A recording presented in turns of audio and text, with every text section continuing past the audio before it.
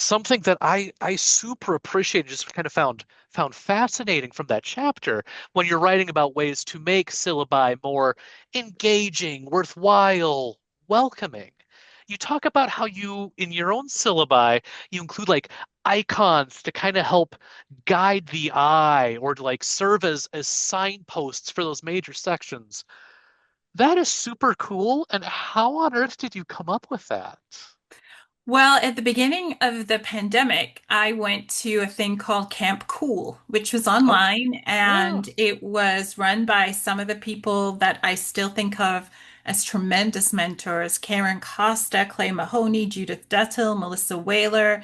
Um, and they encouraged us to think visually as well as textually and to sure. play around with color and to play around with images in our syllabi and gave us lots of different examples of things that we could do.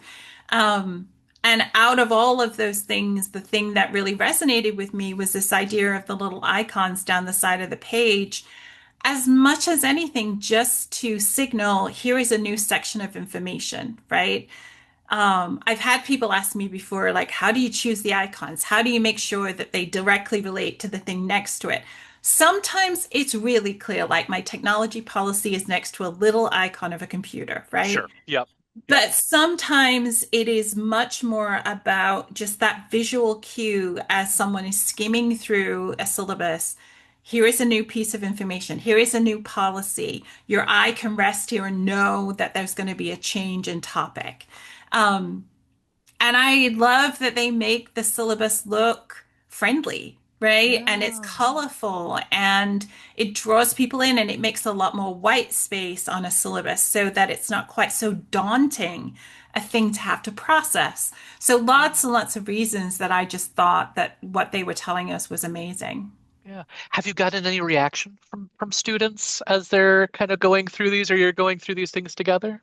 Yes, because I borrow Remy Callier's suggestion to annotate the syllabus. Okay. And so my students get the syllabus at the end of the first class, and for homework before the second class, their job is to annotate the syllabus. Yeah. Now, I explain what annotation is, I give them a couple of Hmm. examples, and I tell them you can make comments, you can ask questions, you can say what you really like, you can say what is confusing, right? Just write all over this. Hmm. Or if you're going to look at it electronically, use the comment feature in Google Docs and leave little comments, right? Yeah. And then we come back in the second class, and that is how we process the syllabus together, is what are your comments? What are your questions? What things really struck you from this syllabus that maybe were new to you or new considerations? And it makes for such a lively conversation. It means that students are actually reading the syllabus. Yeah. And if you are at an institution that has a lot of boilerplate language that you have to include in your Hmm. syllabus, Yeah. Yeah. it gives a space for students to talk back to that language and ask questions of that language. Oh. And so it shifts the authority dynamic a little bit, right? So Hmm. instead of sort Hmm. of this officious language that comes from who knows where, right? They can actually ask, right? Why does this sound different to another part of the syllabus? And who wrote this and why? And those kinds of questions. And I think that's so useful when you're starting to unpack the metacognitive work of learning, right? How are Yeah. we learning? How are we constructing syllabi, right? Um, so yeah, I love working with the syllabi that way, and I got to give all the credit to Remy Kalir for that. There's so much great takeaways in what you just said. Something that I just want to elevate and love is when you mentioned about annotating, describing what this work is and what it looks like. Because I know Mhm, at the college level, there can be assumptions made mhm. about, like, well, of course students know what this means or what that means in the context of what I want it to look like. And so just that empowering and welcoming to students about this is examples of how you can do this, just to kind of help demystify that. I love that. Yeah, and I think it's important even in my upper level seminars to do the same Sure. thing Yeah. because students may not realize that the annotation they do of books and articles is the same thing that they can do with a variety of other written pieces of information, right? Yeah. So I think always trying to make things as clear and as simple as possible is just a good move. Yeah. I'm gonna going off of that about clear as simple as possible. So in that chapter on the syllabus, you talk about plain language, making things clear, simple. What advice do you give for instructors, especially maybe new instructors who are used to just kind of learning jargon and being really high level, but I guess that could be instructors of any level, who are new to this idea of plain language and are looking to maybe learn more about it and maybe even give it a try. What advice would you give?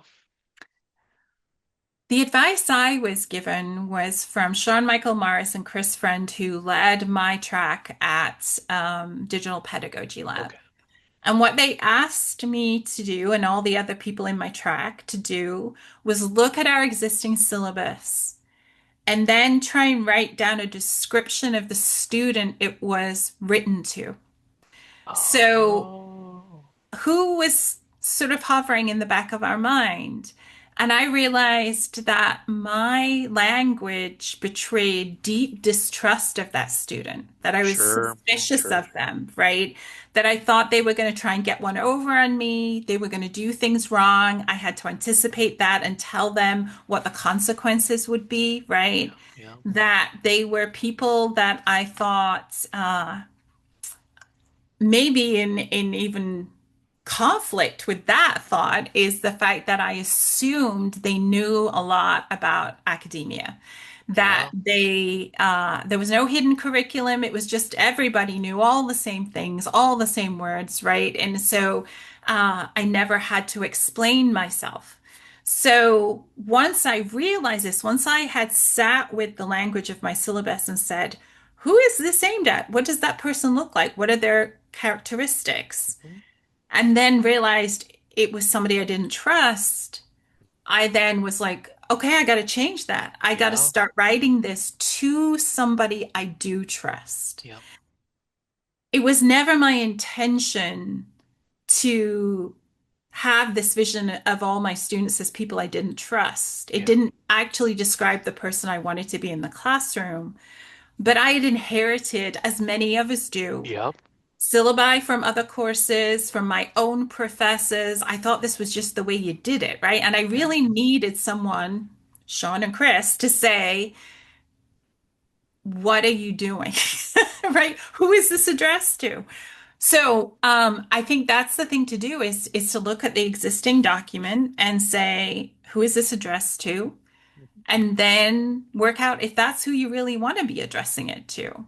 And if you don't have another syllabus, maybe it's the first syllabus you're ever going to write. yeah, Just call up to your mind, like, who is the student you're addressing and what do you want them to know implicitly and explicitly? And then write your syllabus to them. And that helps. I think this is also the way to write teaching philosophies. sure. Um, a lot of people struggle with how to write a teaching philosophy that feels authentic to them and isn't just a bunch of jargon. And I find if I write to my students and explain what kind of a teacher I am, Oh, then it changes the whole ball game, right? yeah. And once you've written it, you can always change some of the pronouns Yes. and Mhm. things, right? So Yep, that it yep. goes to your colleagues instead of your students. But that initial thing of saying, like, what do my students need to know about how I teach? That changes the whole game. Yeah, yeah. Join us for part 3. Structure and choice can happily coexist.